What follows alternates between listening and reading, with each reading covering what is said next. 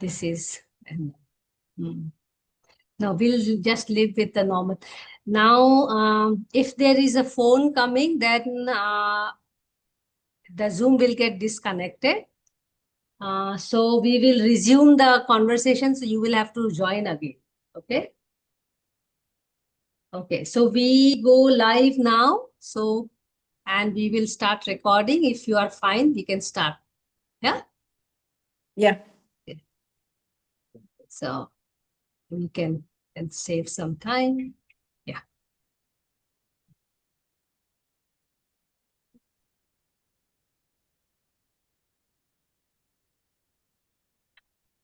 Warm greetings. Welcome to discussion on women in architecture. The discussion is part of a study on women in architecture and is about understanding the nuances of being in the profession.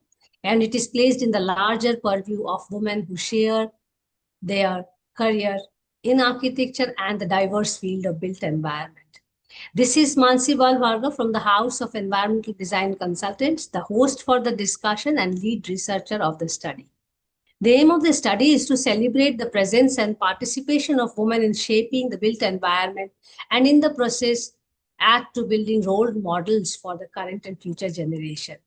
The objectives are to learn, document, and disseminate the biographical journey of women who choose practice, research, education, arts, activism, a mix of some of them, and working in highly multi and transdisciplinary environment.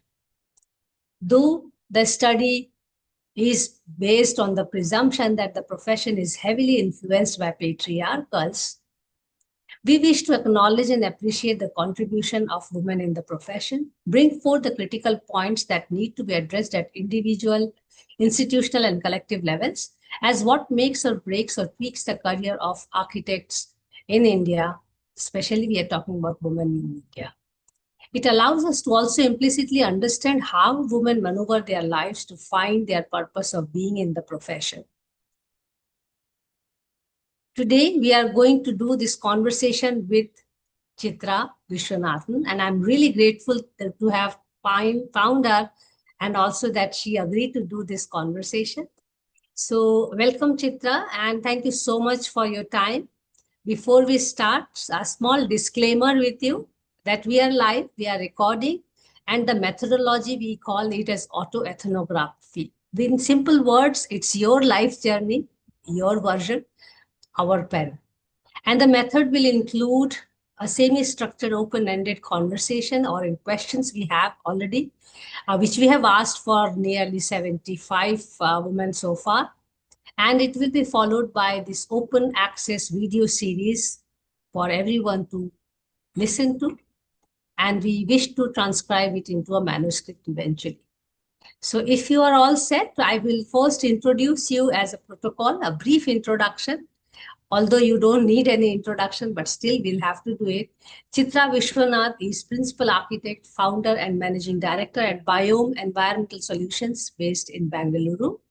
Chitra works on themes related to ecology and architecture. Her approach to architecture is to employ local resources and in optimized way to plan considering the natural elements passively and actively both, and to render social impact of construction positive, improving lifestyle quality of both the doers and the users. She has won several awards, lectured across disciplines of the built environment, and has worked with other architects across the globe, I must say, and but especially in India and Africa. I think I've been following also your work for quite some time. Thank you so much, Chitra. If you are all set, we would like to know a little bit more about Chitra, the girl, the woman, whose architecture we have been knowing so far. So shall we start? Sure. Thank you, Mansi, for the invite. Yeah. So I would like to take you back to your high school days or early, I will say architecture, when architecture was not even known to many people across the country. What brought you to architecture education? Yeah, thank you for this question. I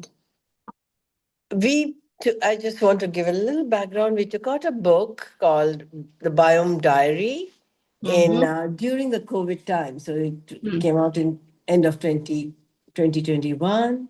And there I have given a little introduction. So it was my father. My father was a sculptor.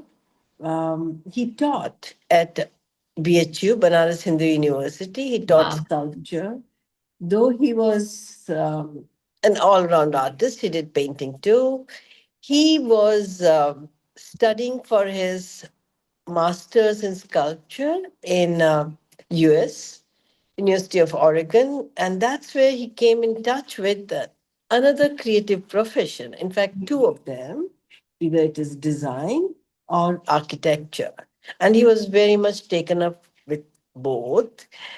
And I was young. I was about, by the time he returned from US, I was, I think, 7 years old. But he thought, because my brothers were older and they had already joined college, he said, Chitra should probably become either of this, designer or architect. And he would talk to me about these two, what do you call, these two studies, and tell me about places where one could study that. Mm. He directed me to that. But after the 10th standard, he went to Nigeria to establish a Department of Fine Arts in a polytechnic called Auchi Polytechnic. The polytechnics there are almost equivalent to universities at that time. And he was setting up this Department of Fine Arts, and I too followed him. And I studied civil engineering there for 3 years. I did 1 year of whole practical training and 2 years of studies, and we came back, and then I joined CEPT. Interesting. So, you already started with an international platform or canvas of getting an idea of architecture. I wonder if you were already getting the idea of gender or not. I don't know. But how was it in your time, both abroad and at CEPT when you joined? Did you really see any difference in the way girls would be treated, or girls would look at the world or look at the education? Uh, I'm sure things were different at both places, or maybe there were some commonalities. How was it in your time? Because I guess I joined architecture a little bit later than you had said. So, and I also joined postgraduate, not as undergraduate. So it's a different thing. Yeah. So again, at Auchi Polytechnic, we were studying civil engineering, and there were 6 girls in my class out of strength of 25. And I was in a site doing surveying, checking concrete, checking steel, and there was just nothing because the supervisor was a German. He didn't care. In fact, he Yes. scolded us when we were playing TT and not doing the job. So he didn't care whether it's a boy or a girl. So it didn't matter, except it didn't matter at all. There was Yes. just no problem. Because one more thing, Mansi, I was coming, and this is in 1982. I came from Banaras, which was a horrible place for a woman. Okay, I stayed in BHU, which was nice, which was, Yes. very cosseted. It was very nice. One could be very free there, but the city was not a place for women. Yes. Even at that young age, you didn't feel very comfortable in that. So coming to Ahmedabad, where one could be out at any point of time in the Yes. night, It's you just liberated. you just cycled back from the school to home up, doing all-nighters or at any time. It was liberating. Yes. And I those could days feel were that very as well. different. Yeah. Yeah, in the middle of the night, I mean, especially coming from Madhya Pradesh and Chhattisgarh, it was completely different world altogether in Yeah. Ahmedabad.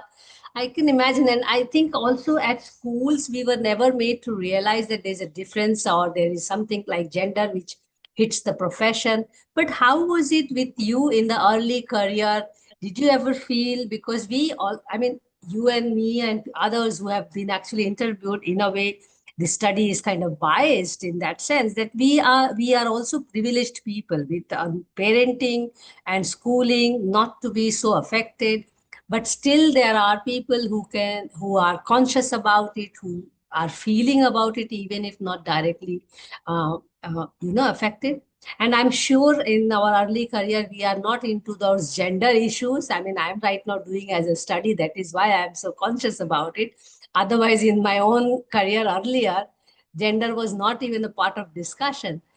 So this is where this conversation is more reflective. But how was it with you when you were in early career, internship, and when you also moved places with your work? Eventually, now you are in Bangalore. So, Yeah, uh, I'm very lucky to be in Bangalore, and that was all because of the marriage. I came to mm, Bangalore. I worked in a little bit in Ahmedabad, in fact, for Mickey and Madhvi for a competition while we were doing thesis. At that time, thesis didn't get over in 6 months. And then I also worked at Gautam Bhatia's office, again, while I was doing my thesis. But coming to Bangalore was quite a revelation. Again, down south, different cultures. The first yes. office I went, they were not very thrilled that I was a newly married person and would become pregnant and I'll leave the job. Even though at that time one didn't think about it and it felt terrible, but one understands the logics of it. But the second office I worked was Chandavarkar and Thacker. And Mhm. Mr. Thacker never asked me a thing. He saw my work, my portfolio, which were on slides. So I had projected it. He loved it. And I joined. I worked for almost a year.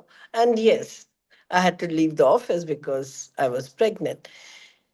But they were, Mrs. Thacker, Mr. Thacker would still call me, and Mrs. Chandavarkar, even during the CNT, in different occasions. I would still go there. So it was never anything very difficult. And I think it Mm. was because of Mrs. Chandavarkar who led the office. She was not an architect, but she was the partner because Mr. Chandavarkar passed away earlier. So Mrs. Chandavarkar and Mr. Thacker were the partners. And it was very nice space for women. We were quite a lot of women working in the office, and we were Mm. given quite a bit of autonomy. We were given a lot of space to discuss and be there. But when I started working, I ascribed the my path to Bangalore and people of Bangalore. Mm. That's how our whole process started, the whole office. So and I was designing for people of Bangalore, but for not exactly, I would say middle class. Mm. Okay. And these are educated folks. And then I started in 1991 when India embraced capitalism. And Mm. the first of it was seen in Bangalore. Now, suddenly Mm. the city Yes. was growing. The city was opening itself up for growth as well as bringing people in. The change in economic situation made it quite possible for people to build their own homes. So till then, most of the architecture was either large offices, government offices, or Mm. factories, or large homes, but not really small homes, which were not being designed by architects.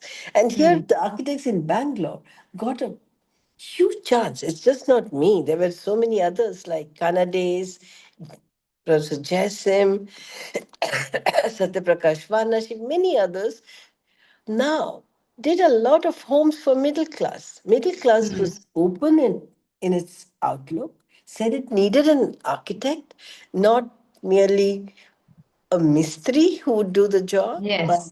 somebody they could discuss and get something which is their aspiration. Aspirations, yes. A- And but still, what was required by many of them was that it has to be low cost. You don't spend too much money because the cost of construction was double of cost of land. So obviously, everybody had to really But cut corners of the cost of construction. So how do you do that? So I found that for many of these clients, the woman architect brought something else to the table. For designing a home which is economical. And that I feel was my base and that shaped me. So I didn't find any much of a problem at that level.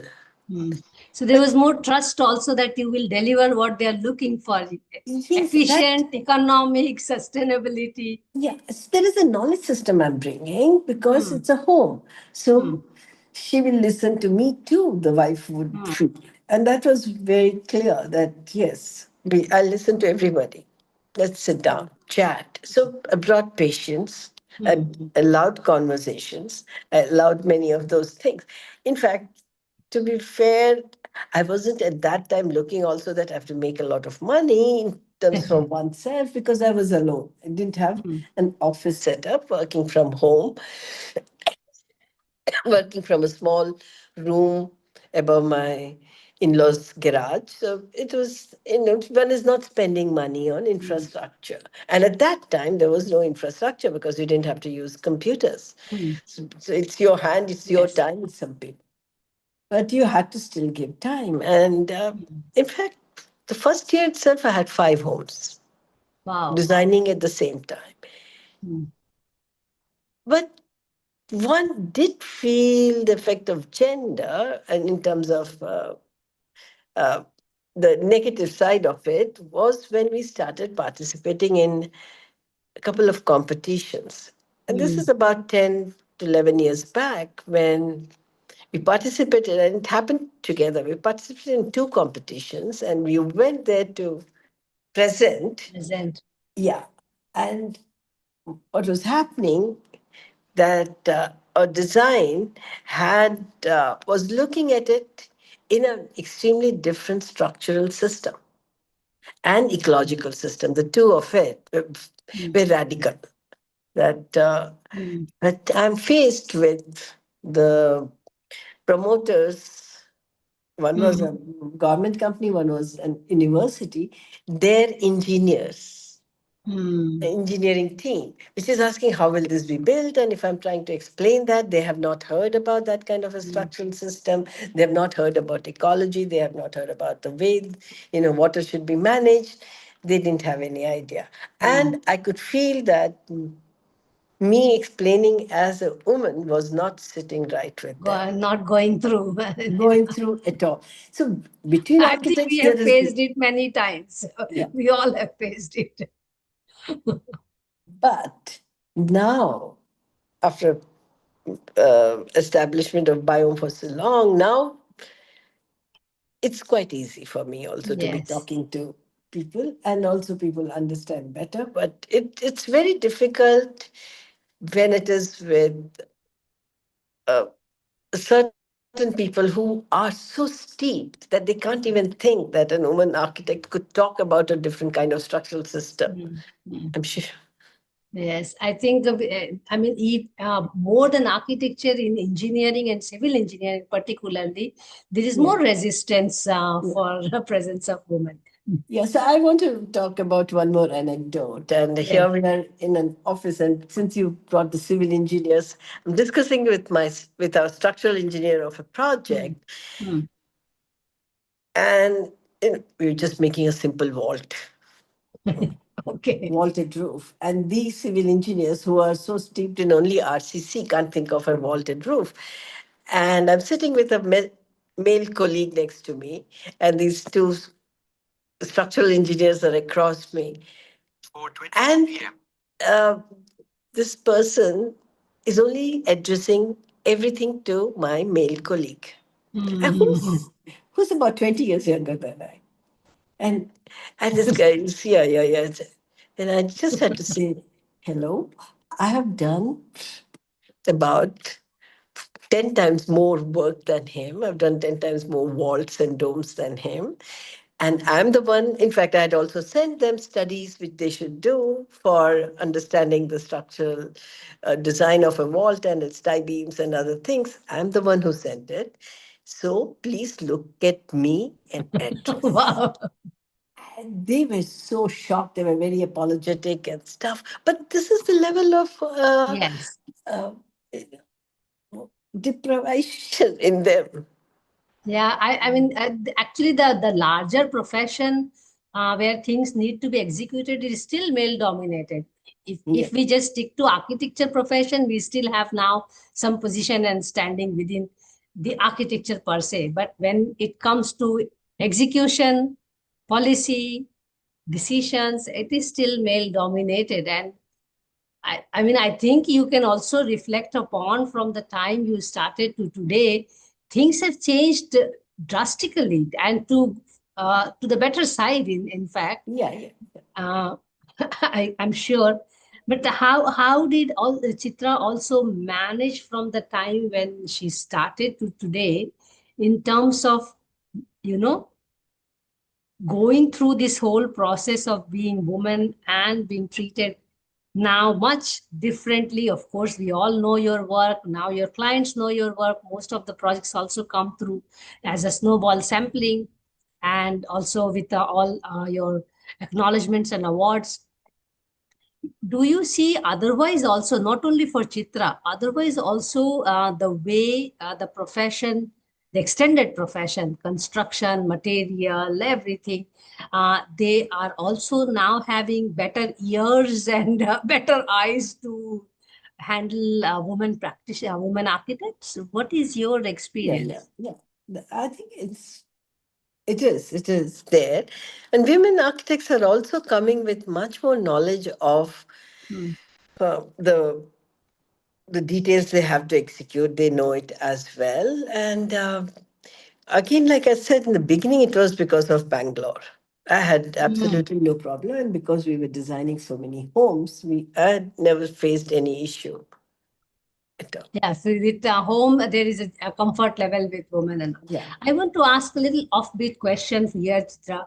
You mentioned you went to Bangalore with marriage, and from there till today, you have now expanded your office. You have a family.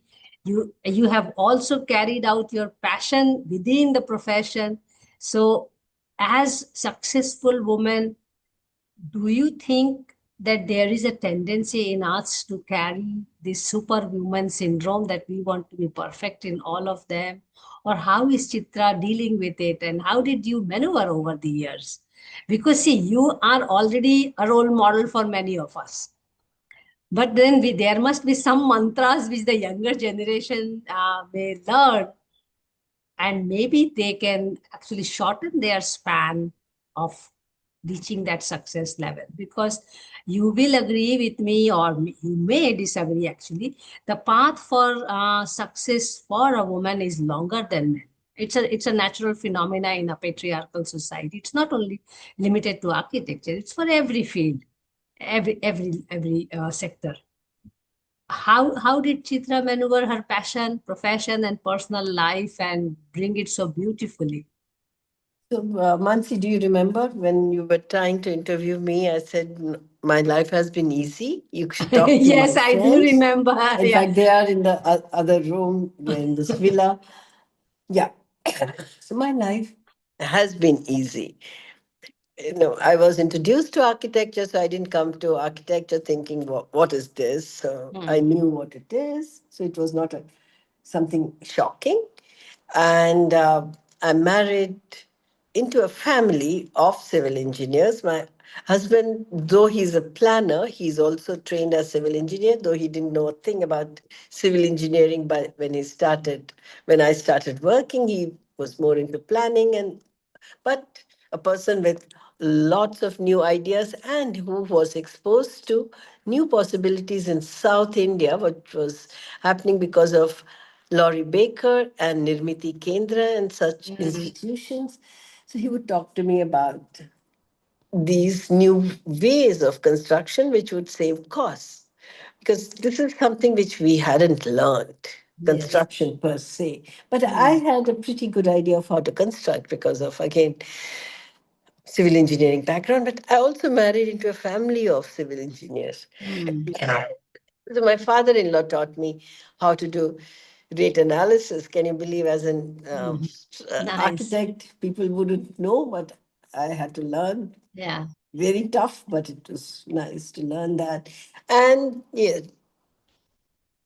I was in this family. So what it is that just wonderful family, which would also be great help. My in-laws never wanted me to be sitting at home. They encouraged me to go out and work.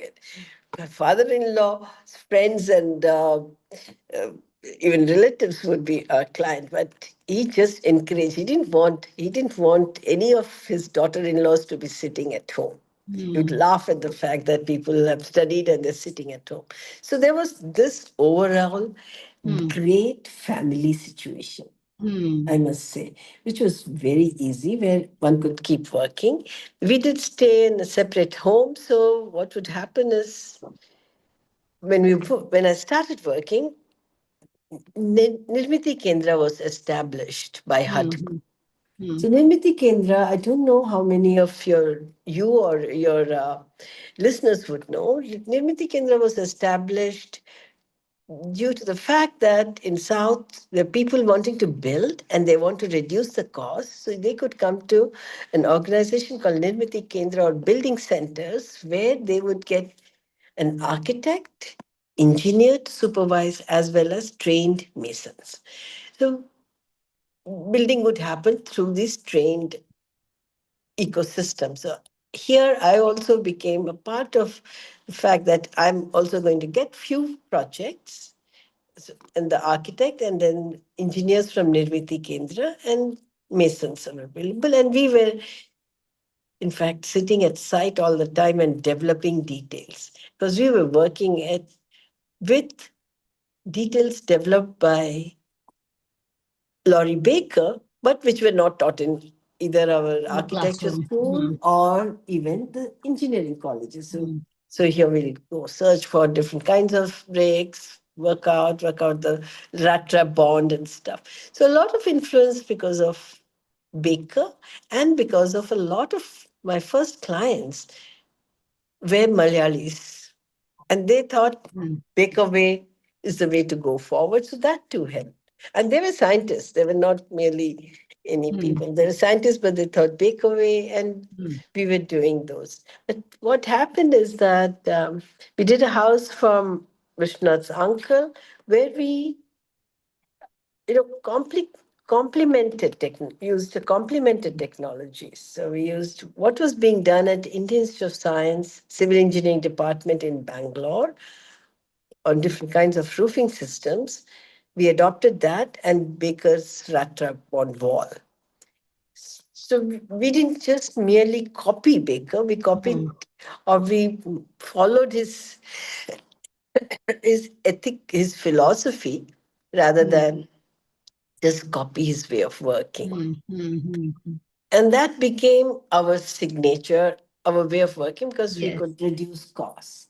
And we would be doing it after the office hours, after the site hours. They will come home, I'll cook something very basic, and we'll be discussing how do we do this foundation, where do we reduce cost of wall, what do we do, what kind of windows would reduce costs. So that was our obsession. I mean, I'm really tempted to ask this question, which I do, and I also live that day in and out. Having a spouse from similar profession or same profession, how does it complement or contradict a woman architect's career? In your opinion, because I know you both have been really doing quite well, but we would like to know how do you really do your work together or under one umbrella? What kind of chemistry goes on in leading projects? How do you divide work?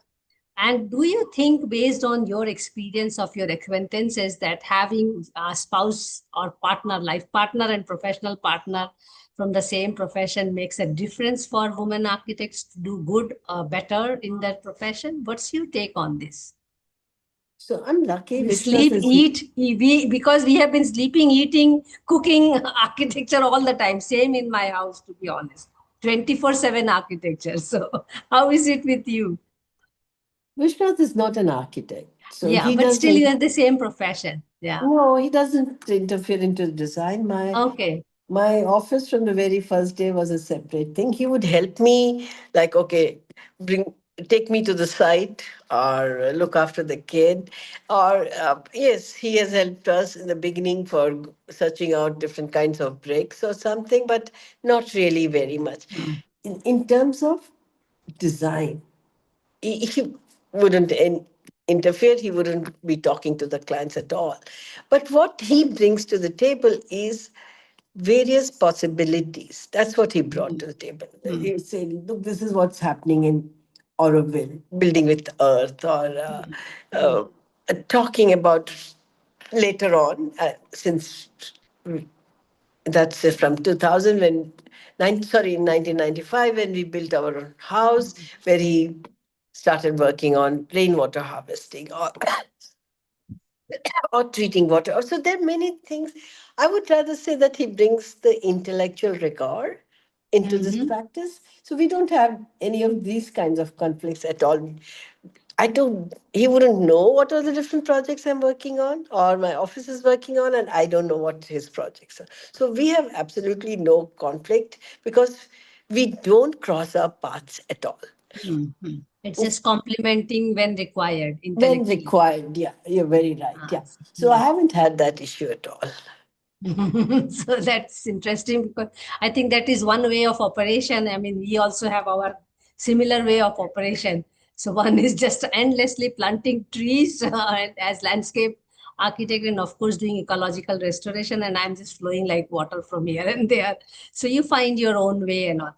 I would like to understand from you, because you also started with offices where there were male leads. Do you see, and also your own colleagues and friends, do you see a difference in the way women in architecture are approaching a project and men in architecture are approaching a project? Or it is more project based and gender does not make a difference in the way we approach the project? Yeah, I think it's more project based, but what I Hmm. find is what kind of an ethical narrative you keep in your Hmm. office. Hmm. So, what I have colleagues who are young, who are with me for 20, 15, and now 5 and 7 years in the office, who have grown up in the Hmm. office. They Hmm. were, out of the four of them, three of them were our interns. So they know what is needed in the office, Needed. what is Hmm. the philosophy of the office, and we Hmm. follow that. Yes, there will be conflicts in a project, and how do we Hmm. then handle each other Hmm. and we go forward. But what we have is that, yes, we have to have a lot of patience. We have to be listening. And so that has come about as it's not exactly feminist, a feminine aspect of architects, rather than my way Hmm. Hmm. is the highway. It has to be, let's listen what's happening, because again, we are Hmm. doing lots of homes where we need to Hmm. listen. And that has kind of seeped in, and we, in all the projects, we listen. We say, okay, it's going to take more time, but Hmm. it has to be for the client. Hmm.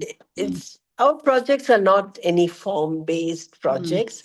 They're Hmm. projects for the purpose and for Hmm. the ecology. So in that sense, we just say we have to listen. We have to listen to the people. We have to listen to the site, and things will come up. And I think that's the best way to practice architecture. Hmm. Yes, absolutely. I mean, I have a question actually when we keep talking about practicing architecture, and especially knowing you also as an academician, why do you think that more and more women are actually in academics and lesser in practice. And unfortunately, the architecture profession is highlighting architect only those who are practicing and not architects who are teaching or doing research. Why we have limited the word architect to those who only practice? Because I will tell you the background of this question. Because when we look through the numbers, and this is also one of the reasons why I started working on this research, there are more, of course, known men in the practice. There are more women in the academics. In both are, of course, architecture educated, so in principle architect, but we don't call them as architect. And in that process, what happens when we are looking for successful women architects? Teachers fall out of it. But here is Chitra, who is practicing, who is also very well known in education sector, because you have been all over teaching us what to do, how not to do, what not to do, and all. Where do you think that women architects or well-known women architects are lost in this space, despite the fact that there are many? And I'm very proudly sharing with in every episode that the fact that we have reached 78 sessions also gives me a pleasure to share that at least now I know more than 400 women who are doing exemplary work across the country. It's a different matter that most of them have not agreed to do this conversation. Like even I had to go after your life to take this conversation, but likewise. And so I feel a kind of an ironic situation that when we are looking for well-knowns, so I already have my problems in the so-called well-known, but of course, Chitra is well-known. Uh, but where are the women, well-known women architects? I mean, I feel many of them are outside practice as well. What is your take on it? Why are we having so limited definition of architect? Who is an architect? So, um, I think if you read a lot of magazines which come Hmm. out, which are Hmm. like AD and other Hmm. magazines, which keep having 30 architects under 30 or 100 Yeah, yeah, architects in yes, many yes, of the things, you do find quite a few women architects or yes, couples. And a yes. lot of them are doing interior design and doing quite nice work. So there are many. What's happening is that I think too that in the academic circles, these magazines are not read or seen. Hmm. So if you But go they to are also these, not covering in the magazines are not covering scientists, researchers, or oh, academicians. yeah, that's a different part. In terms of architects, they are covering. They don't have Hmm. any gender bias, nothing. They're just Hmm. full of Hmm. women. So you go to these events, you find lots of women architects, equal Yes. number of men and women. Yes. So Hmm. in the professional part, women are known Hmm. Hmm. Hmm. nowadays and they're accepted.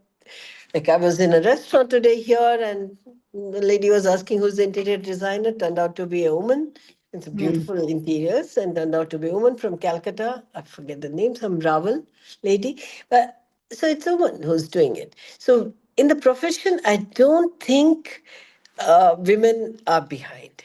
Now in the Okay. and these magazines will not talk about research. Sorry, they Hmm. don't talk about it. They don't have anything to do with because they're Hmm. vendor based. If they put some people, some others, the vendors will be able to Hmm. Hmm. Hmm. sponsor it because Yeah, it's the their reader materials. basis. Yeah. Hmm. Now, why are we not hearing women in research? I think it's to do with our quality of education itself or our Hmm. quality of materials which come out, which are Hmm. worth reading, educational. Hmm. Hmm. We don't have such Hmm. magazines. Do we have an AR, architectural review, which Hmm. would have design, which would have thought, Hmm. discussing thought, or projector, and those kind of magazines, even domas? So Hmm. we have to build that. Hmm. And our research has to be at that level where it is mm, discussing these things.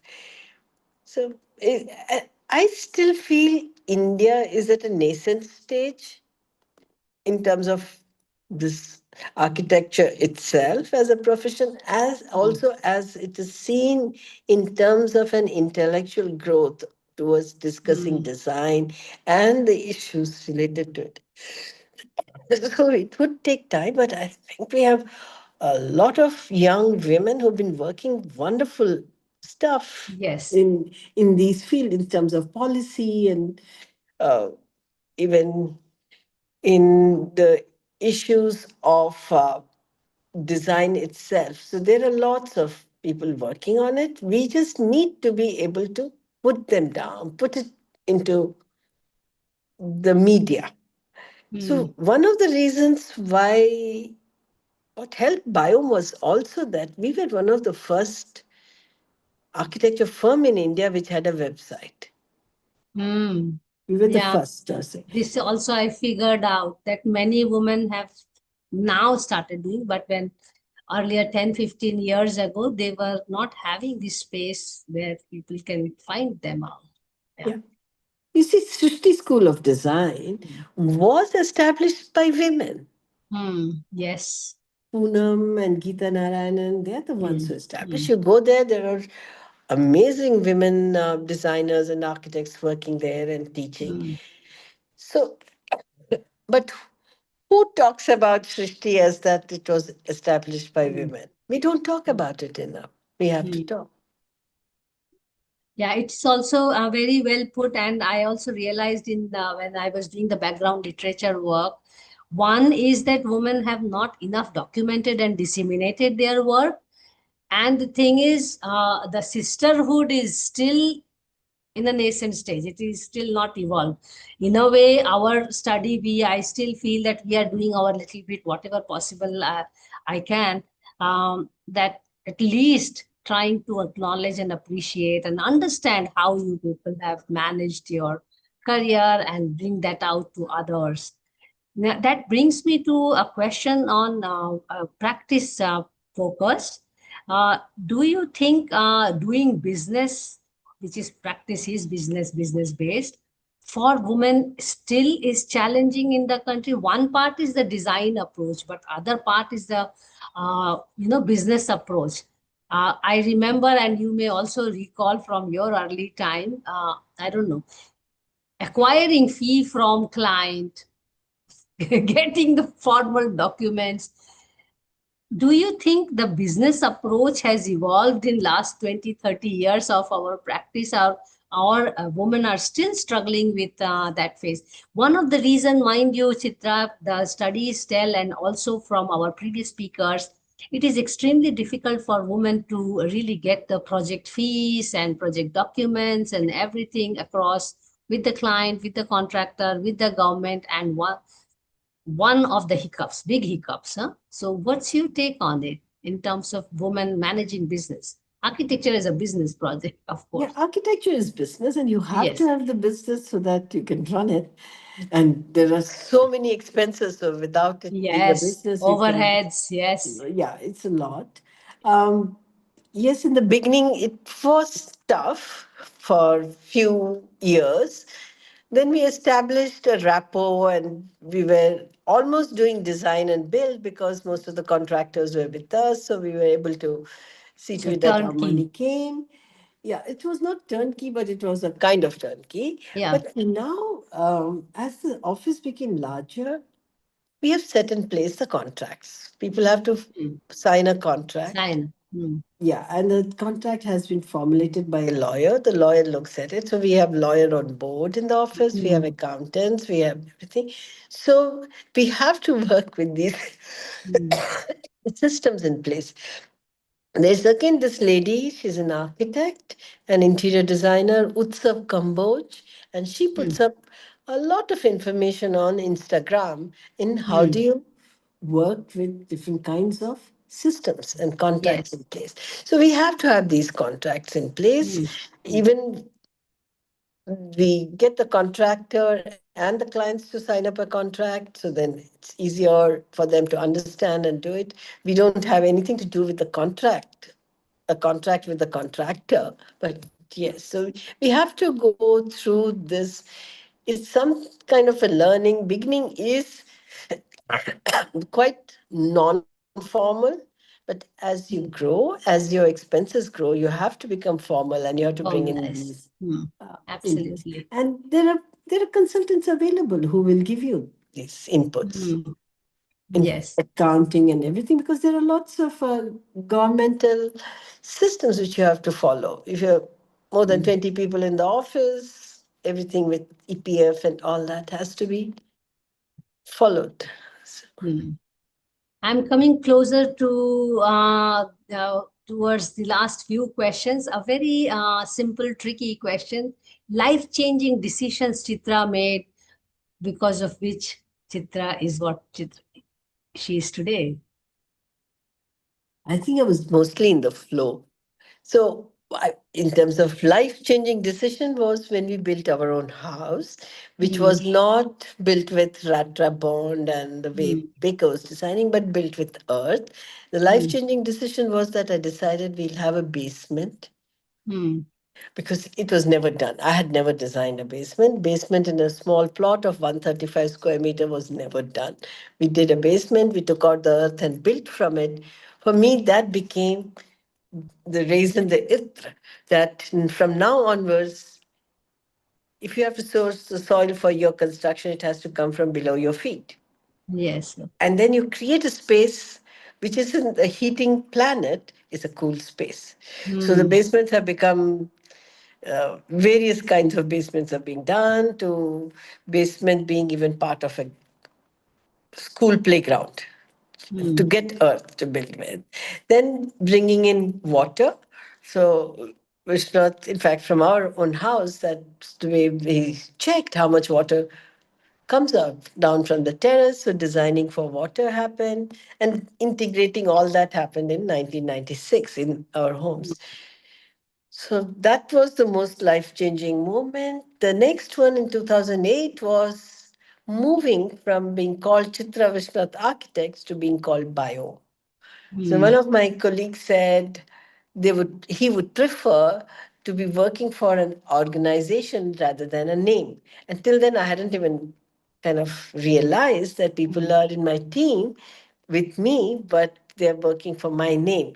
So I said, yeah, I agreed. And then we changed the name to Biome because we were working on water and energy and Yes. building with earth. It turned out to be the best name possible. And we did that. So, and that helped a lot. The very act of sharing and then Mm. people realizing that it's shared. Mm. You just do that. So Yeah. it's everyone's, then it's more of a collective. Yes. It is a Yeah. And collective now, yeah. totally. It is Mm. no longer is run by me alone. Hmm. Hmm.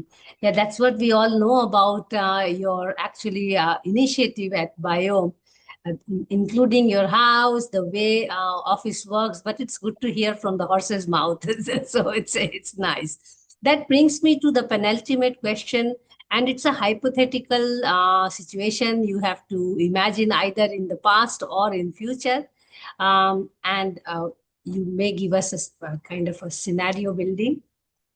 Imagine all leading architects, all big projects of the country are going to women in the architecture. Do you think there will be a difference in the way buildings, communities, and cities will look, or it will not make a difference? I think any sensitive person would Hmm. design for the people and the planet. Hmm. Like what we say is like it should be an architecture for everyone and everything. Hmm.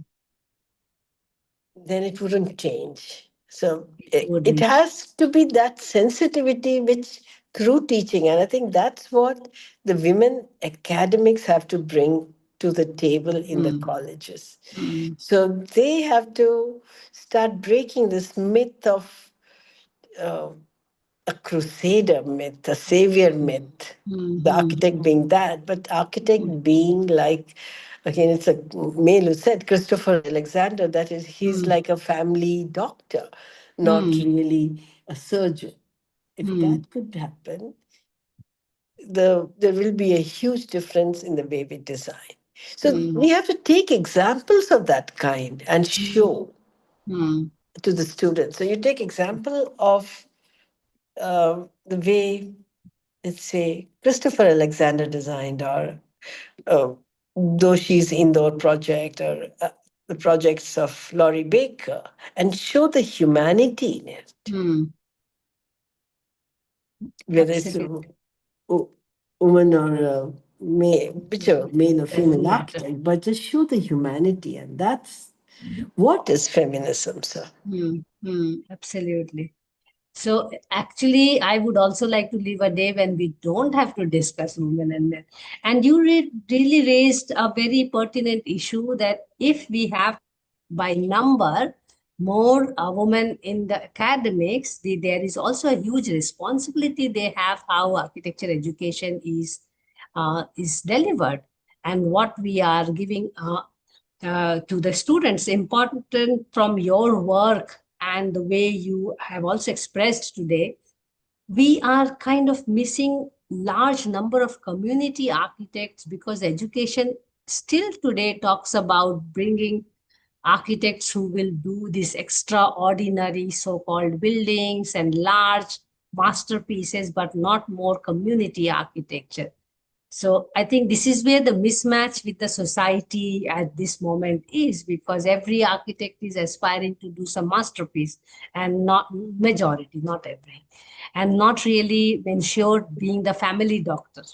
So Yeah. very nicely put. That brings me to the last question actually, and it's a message from Chitra to the younger generation. No gender bias in here. Do we need more architects in the country at this moment? Why should we, young generation, join architecture profession? And what should younger generation keep in mind, also peer group for that matter, so that women are feeling more comfortable as practitioners, teachers, researchers, so that they feel they belong. They don't have to think about the gender issue. So yes, so it's a two. It's not just one question. It's two. It's two So questions to the yeah, yeah, message. Yeah. yeah. Yeah. So yes, our country, and in fact the world, needs more architects. More architects. Again, what I would say, sensitive architects, not people planting an icon.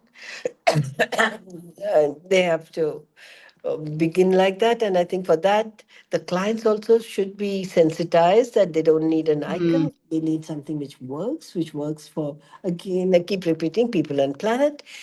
The second thing about how to make women feel um, comfortable, bring in everything that women need. So if it's to do with leave for periods, leave for childbirth, and bringing them back into your office after childbirth or after a wedding. And yes, women are the ones who are caretakers. You know that if an elder in the family is not well, it's the woman who has to take care. Because also do understand that we cannot tell, or the woman cannot say that I will not take this responsibility, I will go for work, because many a times the woman is earning lesser as architect rather than her husband, who might be a software engineer. So there is a balance the woman has to do. So it's the office which has to understand and allow. Give women voice in the office. Let them go for the site meetings and meetings with the clients. Only when they have a more tricky issue, then you go. That's what my male colleagues do. As much as possible, the younger colleagues, whether men or women, they interact with clients up to certain degrees. In the beginning, yes, you have to interact also, Yes. but later give them a voice, give them a platform to express, and then continue. So, best would be, I would say, is that do a lot of work. Do not think about one project as being this this crafted diamond thingy, but do a Iconic. lot of work. Yeah, do a lot so that you're learning, Hmm. because there will be different situations which will come in each project. Hmm. And when you're doing lots of work, and then soon get to making a team, work with a Hmm. team, Hmm. That's because so true. different people bring different USBs. Somebody learns to read the bylaws very well, somebody designs well, somebody executes well, and work in that manner. And when you're Hmm. brought to your team, acknowledge the team Hmm. with the clients, with the contractors, with when it comes into the print. I think the last line also maybe highlighted by me a little bit. If that was happening from beginning, many well-known male architects, if they were acknowledging their partners who were actually at the background, we still know that their spouses are women architects. Things would have been very different. Yes, yes. Nevertheless, now that brings an end of questions from my side. But if you have any question for me, I am willing to take it. Otherwise, I'll do the vote of thanks. I don't have any right now. Pardon? I don't have any right You now. don't have any question. That's nice. I'm saved. Thank you so much, Chitra, for this wonderful and enlightening interaction. I could see that you are also not keeping well, but thank you again that you could still do this talk with me today. We both believe that the profession is actually gender less or gender neutral. There is something to be done, and it does not require a discussion on men or women. Unfortunately, situation in the profession shows this kind of discrimination, and that's why uh, the study like this is a small step towards aiming for an equitable profession. And people like you have also so well normalized the idea of sustainability and humanity, and I think this is something also coming out from a feministic perspective, and I think this is what architecture also requires. Having said that, as from our study, we would also like to have this disclaimer that having more women may not engender the profession and also not make the profession more sustainable or equitable. And your work and many others' work in the past, which we have experienced, shows that it is about the values that the practitioner or is carrying with. The more I'm interacting with people like you, and I'm realizing the deep contribution actually women are making in not only engendering the profession indirectly, implicitly, or explicitly also, but also delimiting the very definition with which architecture is at this moment caged. I have interacted with so many of you having this diversification from the so-called mainstream architecture, and that is the beauty where women have taken risks and explored different ways. May you remain inspiration to all of us, and I am really grateful to have learned a little bit in this 1 hour. Thank you so much, Chitra. Please take care. And here we shall continue with few more interactions with our goal to achieve 100 sessions. Thanks. Please take care. Yeah, thank you. Thank you, Mansi. Thank Bye-bye. you. Bye-bye.